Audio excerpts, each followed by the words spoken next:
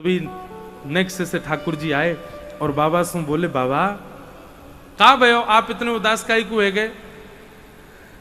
नंद बाबा बोले, लाला देख इतनी सारी सामग्री आई ब्रजभानु जी के यहाँ थे, हम दुगनो करनो तो दूर, जितनी आई उतनी भेज ना पा रहे। जन कहाँ थे कोई चोर आए गए हो या मैं तो एक मोती माला लेके भाज गए हो, कहा करूं अब मैं? ठाकुर जी बोले, अरे वो मोती माला तो मैं ले गए हो बाबा। बोले तू काहे को ले गए हो? बोले मुनीम जी आप तो यूं कह रहे कि भैया हम पे तो इतनी सामग्री नाए बनेंगी, दुगनी करके हम तो नाए भेज पाएंगे, तो जितनी है उतनी वापस भेज दो। मैंने सोची कि वैसे मैं इतना बड़ा हो गया हूं, मेरो ब्याह ना है रो, और अब जब वापस नाए करे दुगने करके तो बाबा ना जाने कितने दिना बाद मेरो ब्याह करेंगे, ब्याह तो होना चाहिए अब मेरो।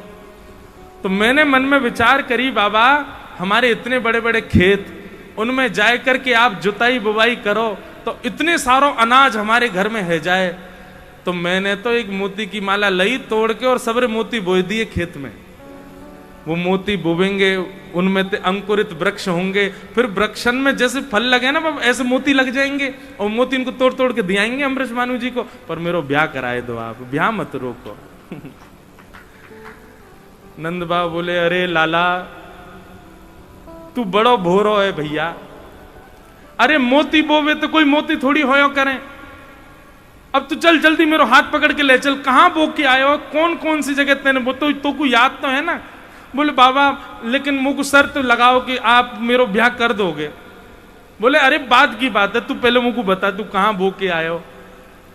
ठाकुर जी नंद बाबा की उंगली पकड़ करके लेकर के गए, और महाराज जैसे ही खेत में जाए करके देखो है, वहां तो दिव्य दिव्य मणियां रत्न और मोती के बड़े बड़े वृक्ष खड़े हैं, और असंख्य मोती असंख्य मणियां असंख्य रत्न लगे हुए हैं। नंद बाबा की आंख खुली रह गई, मुंह खोलो रह गयो। बोले लाला जे खा भयो? बोले कछु ना बाबा, मेरो ब्याह कराए दो, अब इन सबन को तोड़ तोड़ के दुगनो दुगनो करके बरसानो भेज दो, और श्री ब्रजभानु जी से कह दो अब ही तैयारी करें, बाबा मुंह पे रुको ना जाए रहे हो, अब तो जल्दी घोड़ी मंगाओ, मुंह को बैठा के दुल्हा बना के ले चलो, मेरो ब्याह कराए तो, ब्याह मत रोकियो बाबा। तब नंद बाबा हर्षित भये और लाला को अपनी गोद में उठाए करके खूब आनंदित भये। अच्छा देखो, ठाकुर जी की लीला प्रत्यक्ष प्रमाणित कर देती है कि वो भगवान है, लेकिन ब्रजवासी मानते ही नहीं कि वो भगवान है। ब्रजवासी इतने सीधे हैं, इतने सरल, उनको लगता है ऐसे ही हो गया होगा भाई, जैसे हम बीज बो में वैसे मोती बोवे ते है गए होंगे। जब प्रेम इतना बढ़ जाता है ना, तो आपको वास्तविकता और जड़ जानने की इच्छा नहीं होती, जो दिख जाता है आपको विश्वास हो जाता है कि हाँ ये ऐसा ही होगा।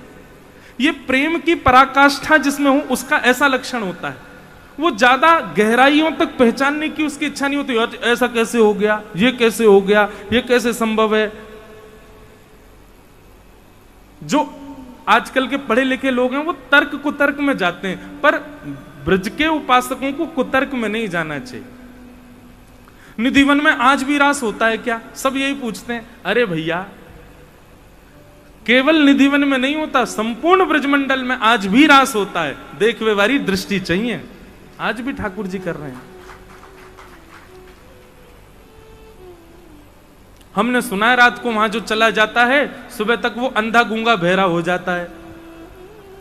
भैया ठाकुर जी जाको दिख जाएंगे ना, वो अंधो ही है जाएगा, फिर वो जानबूझ के अंधो है जाएगा। ठाकुर जी को देखे के बाद स्थिति है जाएगी, अपने आप ही आंख फोड़ दोगे ताकि मैं कोई और देखूं ही ना, भैया यही छवि रहे मेरे नेत्रन में। ठाकुर जी को देखे के बाद कोई और की सुनाई देवेगी ना, अपने आप बहरे रह जाओगे, मन ही ना करेगो कोई और को सुनवे को। ठाकुर जी दिख जाएंगे तो है सके अपनी जवानों काट ले, वो बोलना ही ना है, मैं मौन रहूंगा। भैया सदा ये जोड़ी मेरे चित्त में रहे, ये स्वरूप मेरे चित्त को कभी त्याग नहीं करे, अपने आप ही आप ऐसे रह जाओगे। ये आश्चर्य की बात क्यों लगती है लोगों को वृंदावन के प्रति?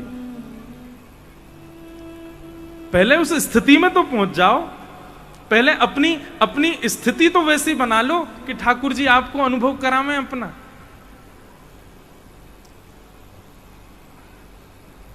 प्रेम की पराकाष्ठा जब होती है तब विश्वास प्रकट होता है चित्त में, फिर उस कही गई बात या उस स्थिति को ज्यादा परखने की इच्छा नहीं होती चित्त में। मैं एक कथा सुनाया करता हूं कभी कभी हमारे वृंदावन में एक आश्रम में एक भोंदू नाम का भक्त रहता था।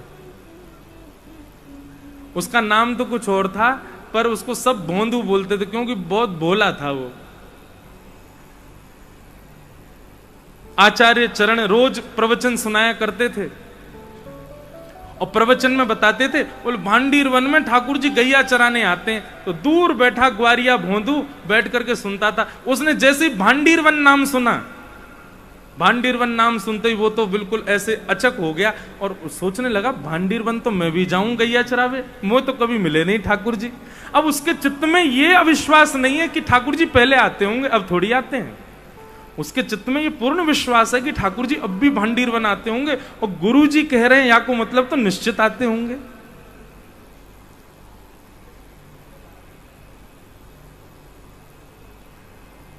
आज जब गैया चरावे गयो भोंदू, अपनी गैयान को छोड़ करके और ढूंढ रहे हो कहां होंगे ठाकुर जी, कहां होंगे श्याम सुंदर।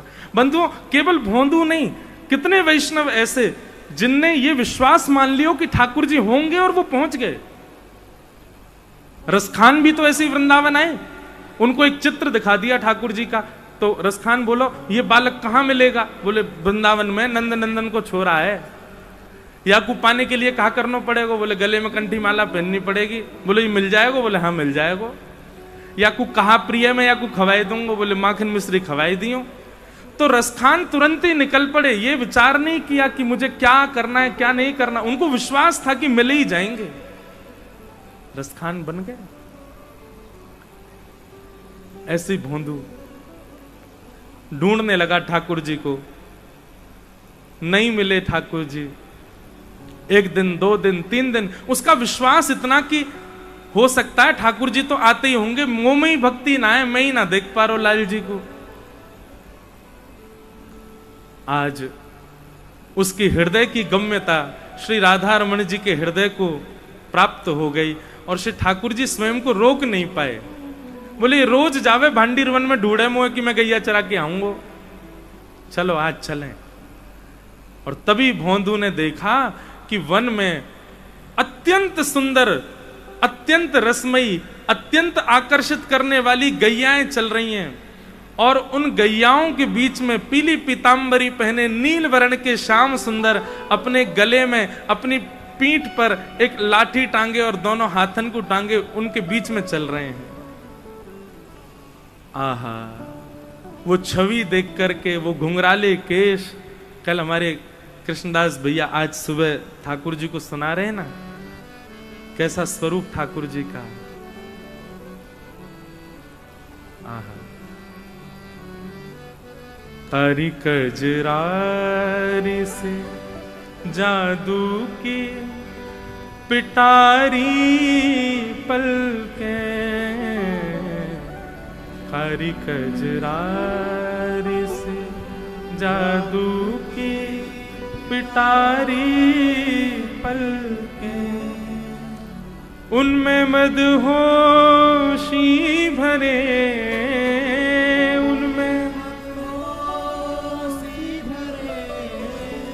उस पे मदहोशी भरे, उस पे मदहोशी भरे, हाय तेरे तेरे छे नयन, पाग टेढ़ी सिधरे, वापे मोती लटकन,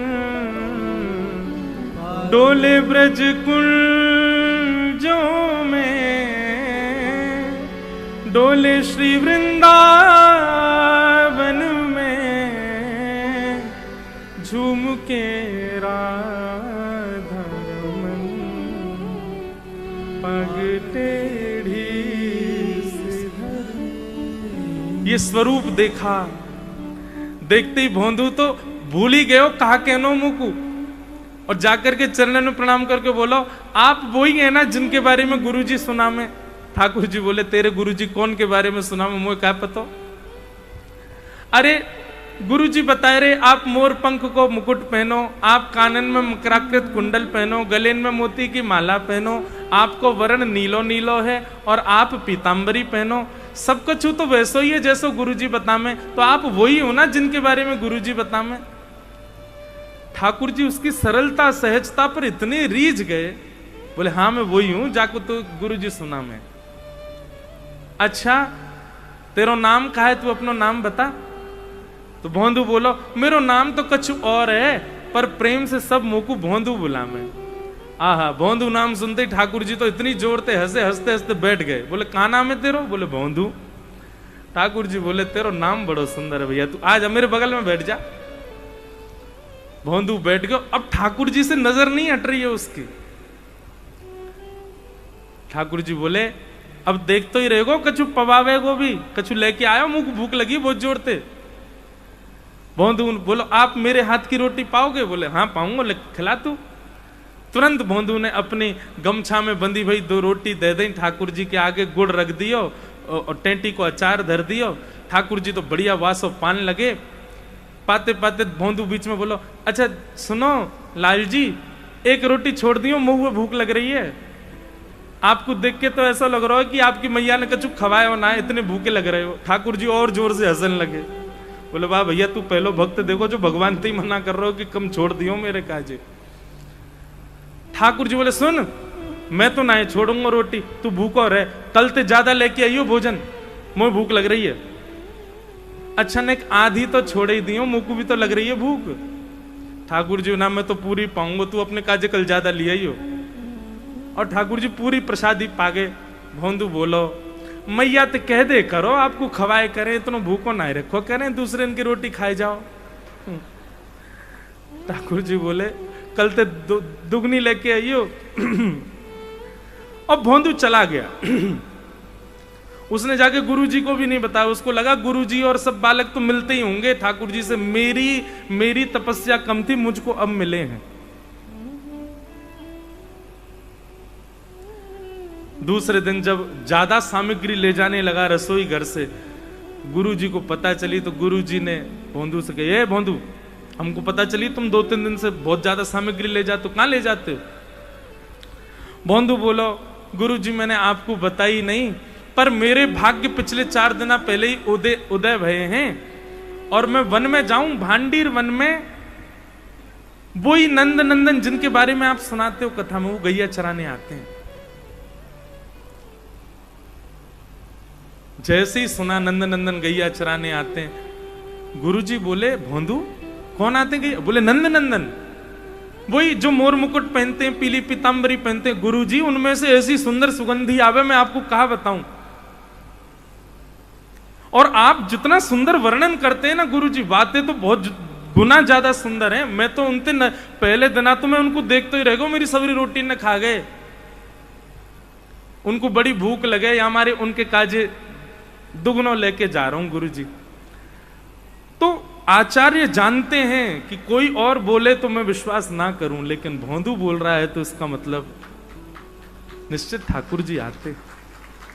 ये झूठ नहीं बोल सकता, सीधा व्यक्ति झूठ थोड़ी बोल पाता है। ठाकुर जी ने कहा अच्छा भोंदू तो एक काम कर, तू जाइयो ठाकुर जी से कहियो कि चलो हमारे आश्रम, गुरु जी मिलेंगे। भोंदू बोलो मैं लेके आऊं ठाकुर जी को? बोला हाँ तू लेके आ। भोंदू आज गया, ठाकुर जी आए। ठाकुर जी के आते ही भोंदू ने सामग्री रख दी, रोटी सब्जी और अचार रख दिए। ठाकुर जी पान लगे। भोंदू बोलो जय जय, मेरी एक बात मानेंगे आप? ठाकुर जी बोले हाँ बोल। बोले हमारे गुरुजी ने आपको बुलाया है, चलो मेरे संग, गुरुजी के पास चलो। ठाकुर जी बोले देख तू हमारा मित्र, तेरे संग रहेंगे, खामेंगे पीमेंगे डोलेंगे हंसेंगे खेलेंगे। ये तेरे गुरुजी पुरुजी ने मैं ना जानू, मैं नहीं जाऊंगा कोई के पास। गुरुजी के पास जावे की जैसे ही मना करी महाराज। भोंदू बोलो आप मेरे गुरुजी के पास नहीं जाओगे? बोले नहीं जाऊंगा, मैं तेरे गुरुजी जानू ना हूं, और तेरो मित्र हूं मैं, गुरुजी को मित्र थोड़ी हूं, उनके पास नहीं जाऊंगा। भोंदू बोलो अंतिम बार पूछ रहा हूं चलोगे कि नहीं? ठाकुर जी बोले नहीं मैं तो नहीं जाऊंगा। इतने में भोंदू ने ठाकुर जी के आगे से सब रोटी वोटी सब उठाए ली। ठाकुर जी बोले जे क्या कर रहे हो? बोले जे भी गुरु जी के यहाँ की बनी है इनको भी मत पाओ, और सुनो ये आधी रोटी आपके हाथ में जे ये मुंह दो लो, छीन ली ठाकुर जी थे। यूं मत खाओ, यूं गुरु जी के यहां बनी वही है। हमारे गुरु जी तो बैर करोगे तो हम भी आपसे कोई संबंध नहीं रखेंगे। ठाकुर जी बोले भैया ऐसो काई गुरु उठ रहो, तोते तो मिल रहे हैं ना, हम तेरे संग तो बैठे हैं ना हम। बोले मेरे संग बैठे हुए थे, कहा है आपने मेरे गुरुजी की बात को अनादर कर दियो। अरे गुरुजी ने जीवन में पहली बार एक काम दियो मुझको, गौ सेवा के अलावा, और वहां में भी मैं इतना ना कर पाया कि आपको लेके जाऊं।